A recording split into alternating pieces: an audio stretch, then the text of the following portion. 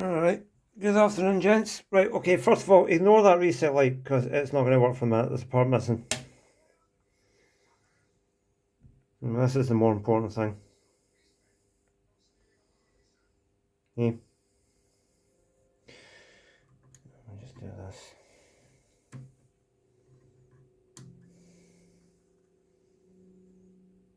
Yeah. All working. Well, working as much as they can for the minute. This is, I'll turn it off for now. This is another one from Adrian Voss. It's another Yamaha. Terrible battery damage. I've got rid of the corrosion. I've tinned up the tracks that are remaining. Quite important to tin these tracks up because they're fragile, and if you don't, you'll get more breaking. See, there's quite a lot broken in there already. One of the advantages of tinning is it helps to show up the tracks that are gone. It gives you an idea of the sort of repair you've got to do. You see this one's pretty bad, but those tracks that are intact, a little bit of solder tinning will help them stay that way.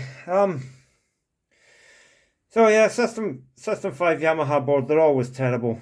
Repaired the front, knitted it back together at the back, on the back side. It's got link wires. Most of these are always going to have link wires, Yamaha wise. The solder mask just isn't as good as it's supposed to be on these boards, and it hasn't been since day one, but it's running. I'll get my remote board onto it in a minute. This is one of two that I've been doing. I've got another one from a YouTuber of all people to look at, and see, I've got this serial chip cut up over there because that was dead, and that just so happens to control that reset light there as well.